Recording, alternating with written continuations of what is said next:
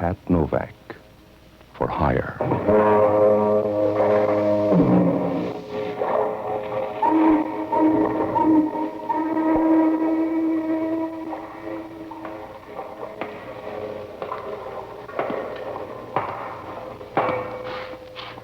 Sure.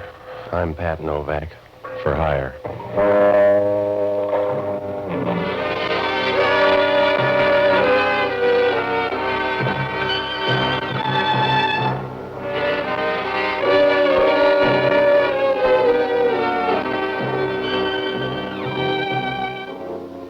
That's what the sign out in front of my office says.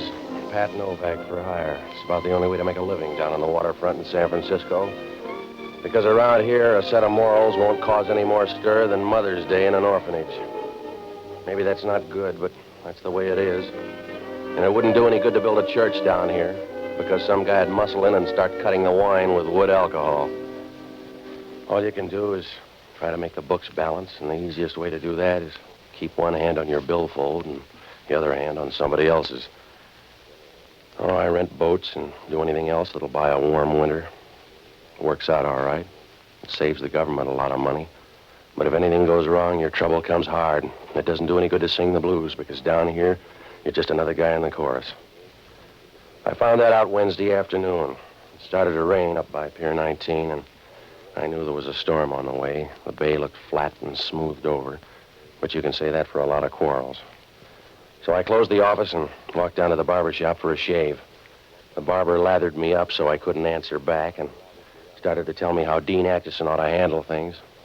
About 5 minutes later, somebody walked into the shop and started tapping my foot. He got tired of that and moved up to my chest.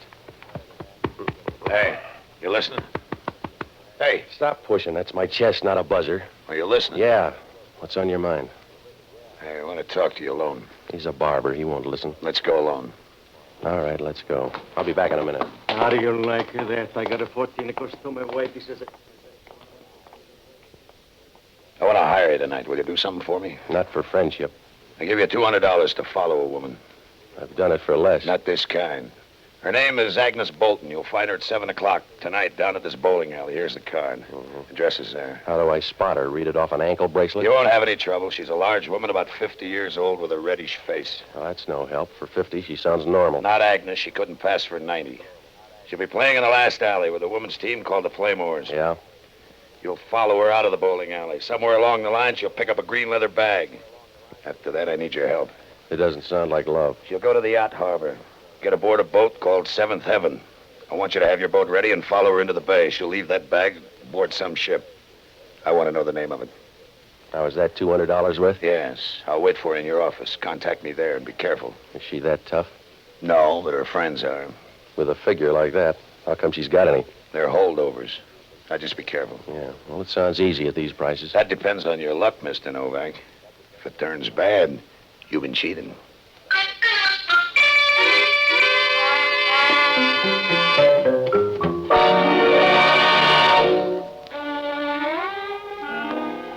He stood at the door for a minute, and his eyes swept the shop like a $10 broom. And then he turned around and walked off. No, you couldn't tell anything from his face, and his smile was as smooth as a pound of liver in a bucket of glycerin. Well, after I finished, I went down to Pier 19, and I took the boat up to the yacht harbor. I tied up near the Seventh Heaven, and I started downtown to that bowling alley. It was ladies' night, and I stood against the back rail and watched the women bowl.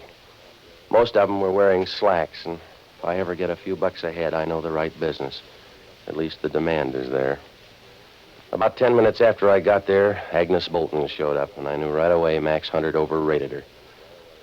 She was at least 50, because you can't get that ugly without years of practice.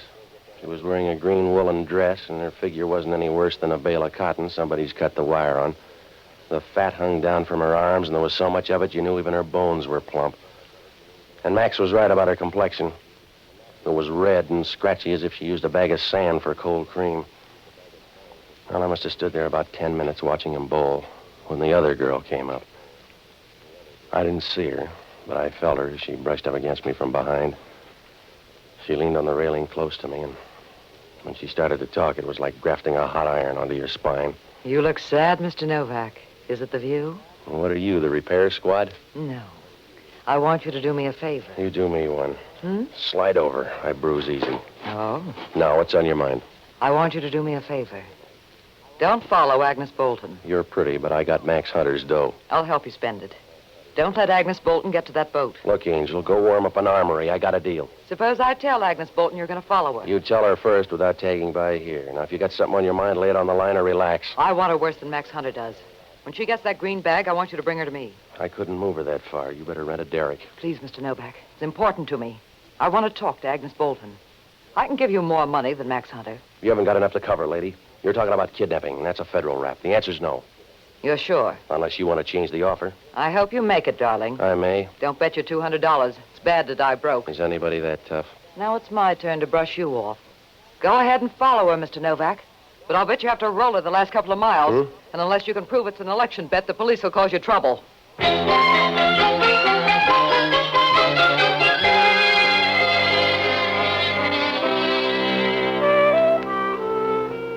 Well, I watched her as she turned her back and walked out of there. She looked real good.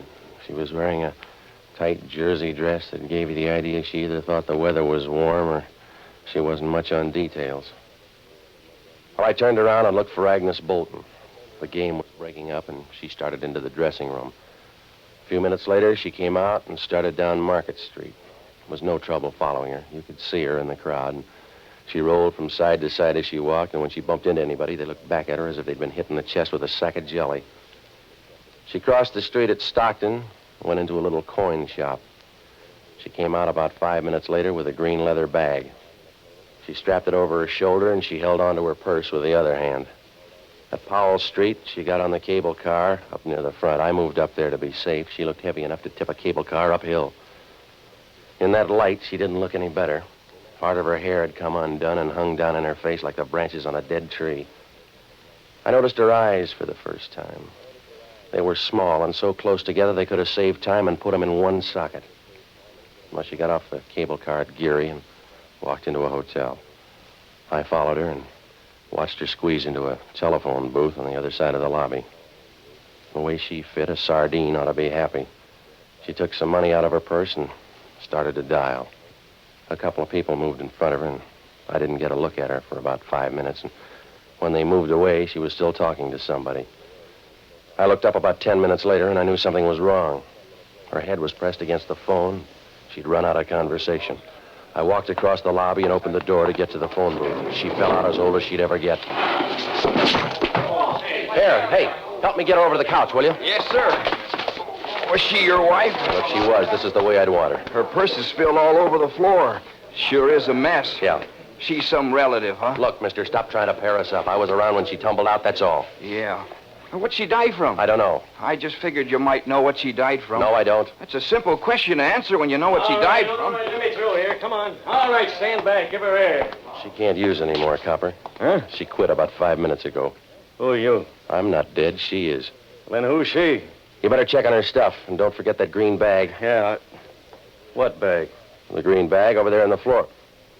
Well, it was over there a minute ago. The same one the little guy had? What little guy?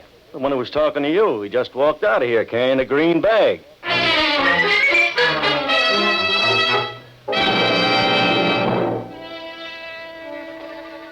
Oh, I got out on the street, and the little man had just crossed Geary. He turned and looked back once, and I saw him melt into the crowd and disappear quick like the wake of a ship on a dark night. When I came back to the lobby, the copper was over by the couch making noises in his throat as if he was trying to eat a pound of cellophane. The manager of the hotel was wringing his hands and making little steps like a ballet dancer with a hot foot. The copper took my name and put in a call to homicide, and a few minutes later, I got into that phone booth. There was a number on the pad, and I took it down. It was Greystone 42961. Well, it didn't prove much, but Agnes Bolton wasn't out to prove much tonight. I began going through the phone book, but there was no Max Hunter listed, and when I called the office, nobody answered. I knew there was as much chance of him showing up as a second piece of butter on a 50-cent lunch. I ran down that Greystone number and found out it was an address out on Post Street. I walked through the lobby and out the side door. Some of the people were out of the dining room, and they looked mad because Agnes Bolton had died during the roast beef instead of later. Well, I walked down Geary to the Union Square garage and gave the guy my ticket. He started down the ramp for the car, and I stood there waiting. I must have looked lonely, because Hellman from Homicide shoved up near the cashier's cage and started over. He made his way through the cars, and as he squeezed by the last one, he looked like a sea lion. Hello, Novak. We identified her. Well, you had lots to work with, Hellman. Where are you going? Out on Post Street. I'll go with you. Her name was Agnes Bolton. You read it somewhere? She was a government agent. They got their money's worth. Coroner says she died of quick poison. How quick? 5 minutes. You're working him too hard, Hellman. He's got a license. He says 5 minutes. She was in that phone booth 10 minutes. Nobody got to her. She looked dead to me, Novak. I don't believe you. Well, I'm hurt. I don't believe a thing you say. That's up to you. I'm not starting a religion, Hellman. I watched her for 10 minutes. Nobody got to her. You better check on that little guy. Yeah? She was carrying a green bag. A little guy walked out of there with. He sounds hard to find. You don't. Hey, mister, is this your ticket? Yeah, it's a blue Nash. You better come down and drive it up. Why? I can't get to the wheel. The guy on there won't move. Huh? I don't blame him either. When you're dead, you got a right to rest.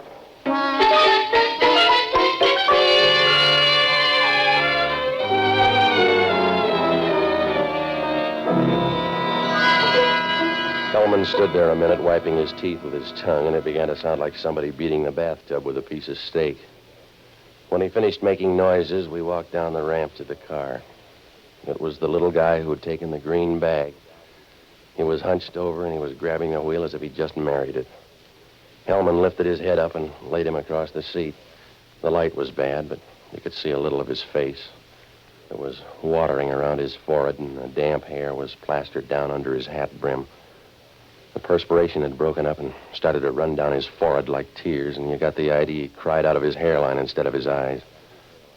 He didn't look surprised or pained. He just stared with a puzzled look as if he'd missed part of the conversation. Hellman stood there trying to wipe some egg off his coat and turning to look at the guy to make sure he didn't leave. So what happened, Novak? So he had an automobile accident, Hellman. I don't know. He's your passenger? He bummed the ride himself. When I saw him, he was on his way with that green bag. Where is it? He got talked out of it. You better check on a guy named Max Hunter. Whose cousin is he? He gave me $200 to tail Agnes Bolton. I got another offer, too. Yeah? A blonde biscuit, and she said everything on the beat. For a total stranger, you sure met a lot of people. You better meet a lot of them, too, Hellman, because one of them got to Agnes Bolton. How about Junior here? Did he crawl down the ramp and die on your seat covers? I don't know how he got here. Well, maybe you left him here and forgot. No, he wouldn't slip my mind. I haven't murdered anybody in the front seat. I'll bet it's lively, though. You better get a story, Novak. You already got mine, Hellman. You won't like the ending. No, but I'll bet you do. I like it fine, Novak. You're the only lead on Agnes Bolton. I'll shop around and get enough to pin you down. You couldn't pin down a dead butterfly, Hellman. You better look up Max Hunter and check on a boat called the Seventh Heaven. I will, and I'll put a tail on you, Novak. Follow you all over San Francisco. He'll go any place. That's fine, because I got a suggestion.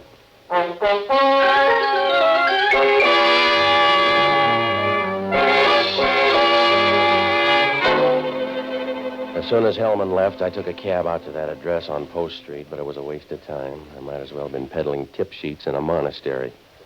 There was a brown house on the corner, and there was a big curved window that stuck out from the rest of the house like a wart on the back of your neck. A toothy old man answered the door and said he didn't know Agnes Bolton. I was pretty sure he was on the level. He just kept nodding his head and rubbing the wrinkles on his face. There were enough of them there to bundle up and sell as a canal. I left downtown. On the way, I went by the yacht harbor, and the Seventh Heaven had moved out into the stream. Well, it was raining harder now, and the docks looked shiny as if somebody had given them a coat of egg white. Well, I had a couple of places to hit, so I looked up Jocko Madigan.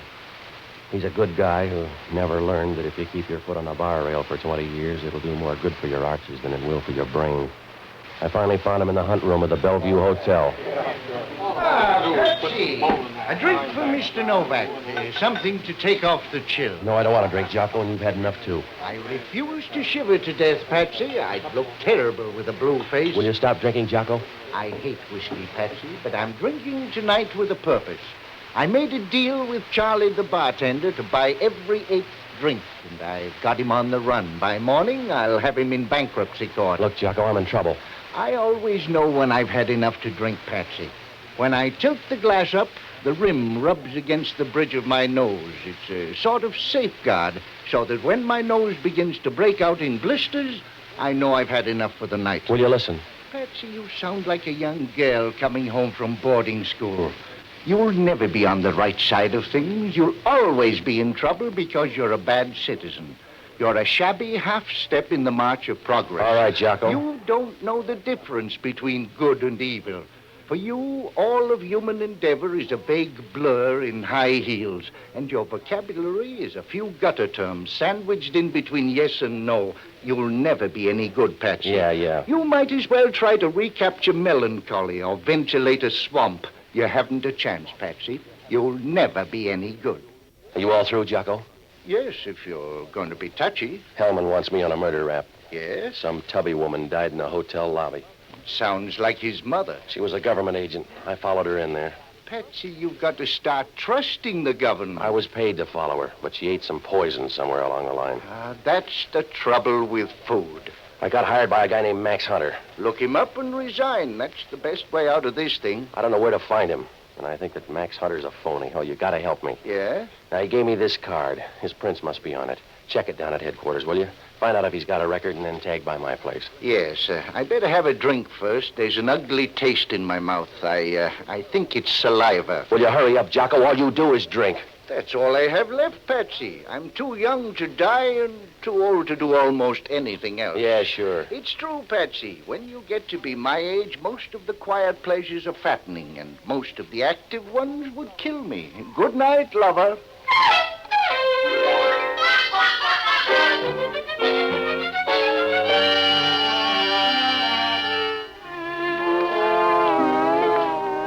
When I left Jocko, I dropped by the Chronicle morgue to look up Max Hunter. There was nothing under Hunter. I looked through every Max from Bear back to Beer Bum, and I couldn't find a thing. Well, it was close to 11 when I rode down to the office for a final check. It wasn't raining hard anymore. It was a nice, easy drizzle, and you could hear it playing against the sheds along Pier 19. It sounded quiet, almost private, like the sound a woman makes when she runs her fingernail up and down her stocking. It got on your nerves at first, and then you began to enjoy it. The minute I got to the door, I knew something was wrong. There wasn't any reason, but I got the feeling. The same way you know sometimes when you're going to get the busy signal on the phone. I could see her lying there on the floor before I turned on the light. You took one look at her, and you knew she was the sort of girl whose name ought to be Pearl or Myrtle. Somebody'd sapped her, and she was lying with one hand stretched out and the other under her hair. It wasn't really hair. It looked more like a pelt or a raccoon just after a shampoo. It was fuzzed up on the sides, and on top she'd combed it back so tight it was about to go under the scalp. She began to move a little. When I bent over, she started to mumble. What do you want? The rent if you're going to stay long. Here, put your head up. Are you Mr. Novak? It's too late to change. Where's Agnes Bolton? Where'd she go, Mr. Novak? I don't know where she went. Was she a good girl? Something's happened to her. Don't worry, it won't happen again. Who sent you here, Max Hunter? Yeah. Please help me out. All right, come on. I'm Francine Kane. I came to find out about Agnes Bolton. You're a deep sleeper. What happened? You wouldn't know her. I would if she's a tall blonde on the make for that green bag. Who is she? Joan Hayward. You can find her at the Geary Theater. She an actress? Not exactly. Yeah. Her stray talents, Mr. Novak, are dimensional rather than dramatic. If you're smart, you'll stay away from her. Don't tell him anymore, Fran. He's paid up. Hello, Hunter. You oversold me. And give me back the 200. I'm going to give you lots for your money. Don't include Agnes Bolton. I don't know anything about her. Is that a lie? Might be. There's a green bag. Joan Hayward has it. Is that a lie? The little guy didn't think so. She left him dead in my car. Let's go, Fran. No, you're in a hurry, Max. You're not. I hope you like your office, Novak. Huh? Because this is where you're going to spend the night. Don't let him feel bad, lady. It must have been his turn.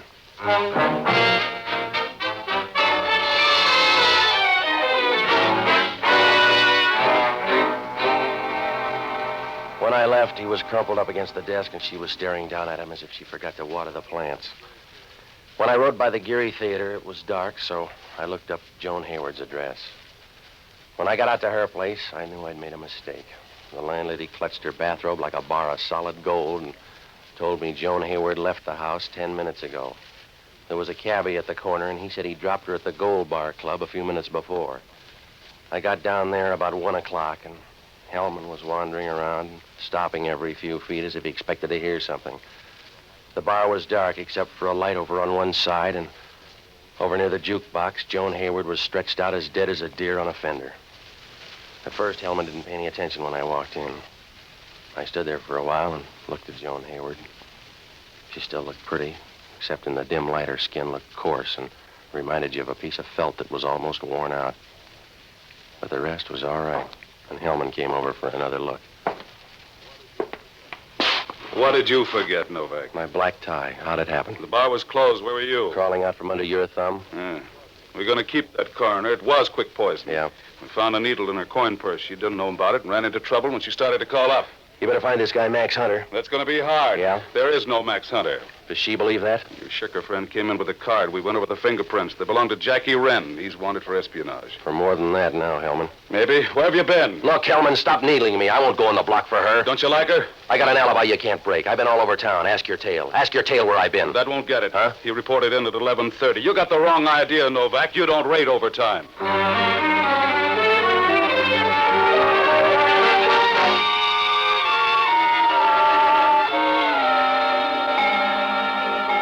When I left there, I knew everything was downhill. Hellman could stick me for everything but Dan McGrew. My only out was to find Jackie Wren, but you can't ring that many doorbells in one night. I went through the book, but there was no Jackie Wren or Max Hunter listed. I went home to get some sleep, and if they turned Gabriel loose tonight, it was all right with me. Jocko called up about 9 and said there was still no trace of Wren. Well, some mornings you can't trust yourself with a razor, so I got dressed and went down to a Greek's on Geary Street for breakfast. The murder was all over page 1, but there were so many pictures of Hellman you couldn't tell who was dead. I was about halfway through breakfast when I noticed the story down in the corner. A girl named Tony Pritchard had been found dead out in the marina. The story said everybody liked her. The police didn't have a lead, and they couldn't find a reason. Seemed kind of funny, but when I got to the last paragraph, I began to wonder. It said she was employed by the Musitone Company and worked the late shift as a switchboard operator. I wasn't sure, but you can't pass the dice when you only got a buck left, so I jumped down to see Frank Lupo. He said the Musitone Company owned the jukebox in the Gold Bar Club, but it worked like all the rest.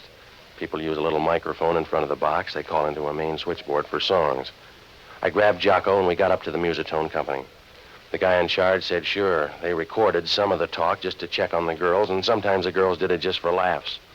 Well, we started through the recordings, and about half hour later, Jocko rolled a 7. No, Patsy, they're all old ones. Try this. Yeah. Well, put it down. I'll handle the needle. There. You're crazy, Jackie. She'll know something's wrong. Let me handle it, friend. You'll just get into trouble. I don't want you to get into trouble, Jackie. Will you let me worry?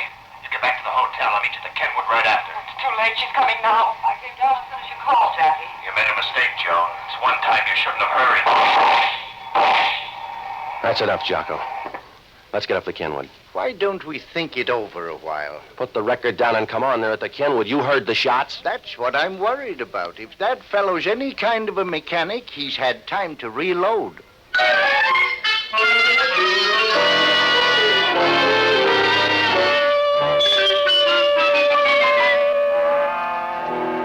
I got down to headquarters and told Hellman why that girl, Tony Pritchard, lost her vote.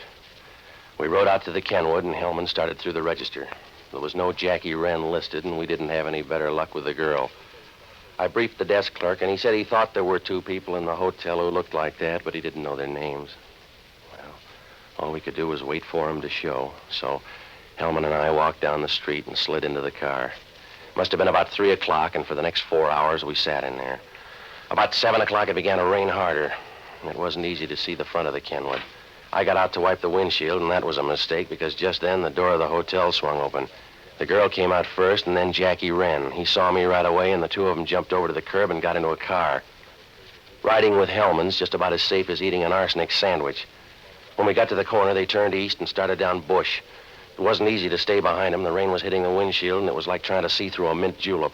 When we got past Jones, Hellman began to close in. It must have scared Wren too much because it stopped and he swung the car around with Hellman a few feet behind, and it was a dead end both ways.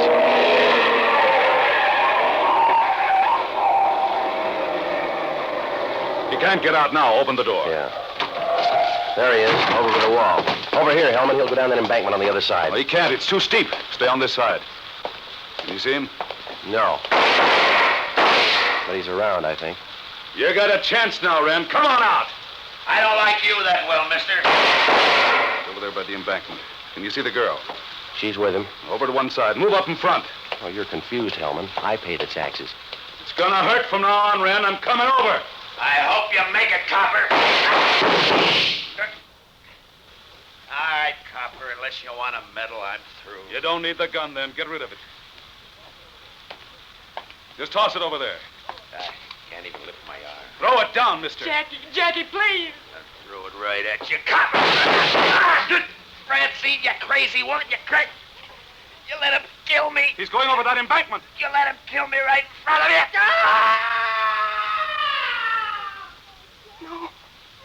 No, Jackie. Please, Jackie, I tried to stop you. Jackie. Grab her, Novak. She's going over. Leave me alone. Honey. Jackie, I want you. Grab her. I want you, Jackie. At least they can let me have this. Jackie!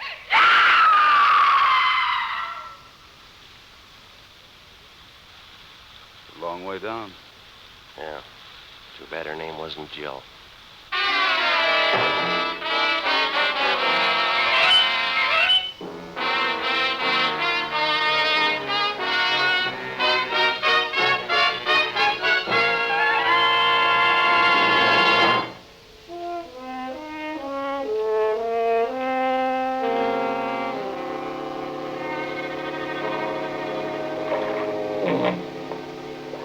The last I saw of Francine, she was lying down at the bottom in the rain. Her head was over to one side, and you knew with a little push it'd roll around as easy as a ball bearing on a plate. Her face was clean, but the rain was beginning to wash the dirt down, and when I left, she wasn't pretty anymore. Jackie Wren outlasted her by a few hours, and Hellman used them all. Agnes Bolton was carrying government papers bound for China. The four people were split into teams. Jackie Wren and Francine were trying to outbid Joan Hayward and the little guy. The way Jackie had it figured, he'd find out what ship they were going out on and pick it up from there. Joan Hayward knew he was dealing with me, so she followed me after I left that barber shop.